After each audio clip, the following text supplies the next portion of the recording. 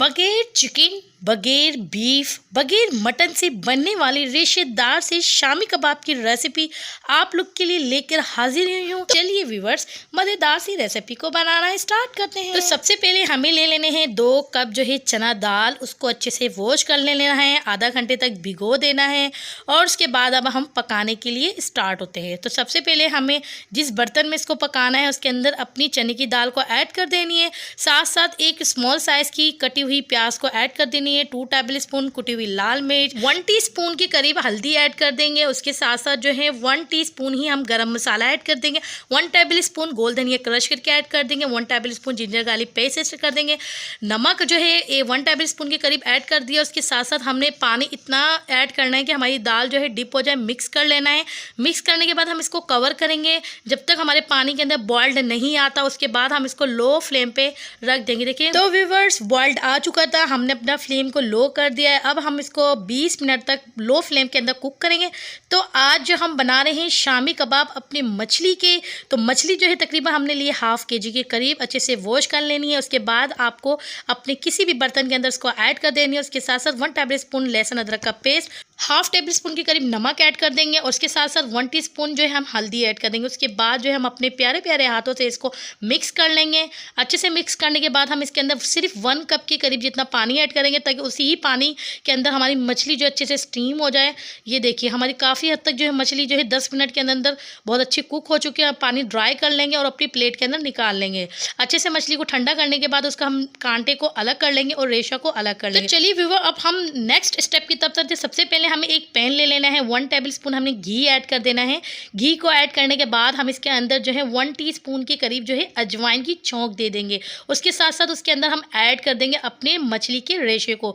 अच्छे से हमें इसको इतना फ्राई करना है कि इसका जो पानी है ना वो अच्छे से ड्राई हो जाए। और उसके साथ साथ जो है हम इसको फ्राई इसलिए करते हैं कि इसके अंदर की जो स्मेल होती है ना वो भी ख़त्म हो जाए। तो तकरीबन आपको इसको 10 मिनट तक ही फ्राई करना। और देखिए बिल्कुल परफेक्ट हमारी जो है कुक हो चुकी है। अब हमारी दाल भी जो है रेडी हो चुकी है। ये देखिए सारा पानी ड्राई हो गया, बहुत अच्छे से सॉफ्ट हो चुकी है। अब आपको कोई सी भी मशीन ले लेनी है या हाथों की मदद से आपको इसको ग्राइंड कर लेना है, ठीक है।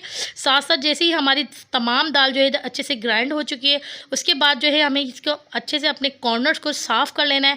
और साथ साथ इसको जो है हम ऐसे बॉल के अंदर ऐड करेंगे, हम तमाम चीज़ें अच्छे से मिक्स कर लें। तो हमने सबसे पहले जो चना दाल का मिक्सचर है उसके अंदर ऐड कर दिया। साथ साथ हमने इसके अंदर 1/4 कप के करीब बारीक चॉप की हुई प्याज ऐड कर दी। अगर आप चाहें तो इसके अंदर हरा धनिया भी ऐड कर सकते हैं। उसके बाद हमने मछली का जो रेशा है ना वो इसके अंदर ऐड कर दिया और अपने प्यारे प्यारे हाथों से इसको अच्छे से मिक्स कर लिया। उसके बाद अब हम बनाते हैं कबाब। तो सबसे पहले आपको अपने हाथ के अंदर हल्का सा ऑयल लगा लेना है और उसके बाद उसको कबाब की शेप दे देनी है। अक्सर ऐसा होता है कि हम जो फ्रोज़न कबाब लेकर आते हैं तो बिल्कुल एक जैसी शेप होती है, तो वो लोग कटर का यूज़ करते हैं, ठीक है। इसी तरीके से आपको कोई सी भी राउंड कटर ले लेना है या कोई सी भी शेप ले लेनी है और इस तरीके से आप अपने कबाब्स को एक जैसे बना सकते हैं। उसके बाद इसको फिनिशिंग दे देने हैं। देखें इस तरीके से हमारे, देखिए कितने ज़बरदस्त से हमारे कबाब रेडी हो गए। तमाम कबाब्स को हम इसी तरीके से बना के रख लेंगे, ठीक है। तो अब हम चलते हैं अपने कबाब को फ्राई की तरफ। तो सबसे पहले हमें एक प्याली ले लेनी है, उसके अंदर अपने 1 अंडे को ऐड कर देना है और उसके साथ साथ 1 पिंच के करीब जो है हमने काली मिर्च ऐड कर देनी, 1 पिंच हमने सॉल्ट ऐड कर देना, मिक्स कर लेना है। मिक्स करने के बाद जो है हमें अपने ले लेना है शामी का कबाब और उसको जो है अपने अंडे के अंदर उसको कोट कर लेना है। देखिए इस तरीके से आपको कोट करना है। कोट करने के बाद आपको उसको निकाल लेना है और उसको फ्राई कर लेना है।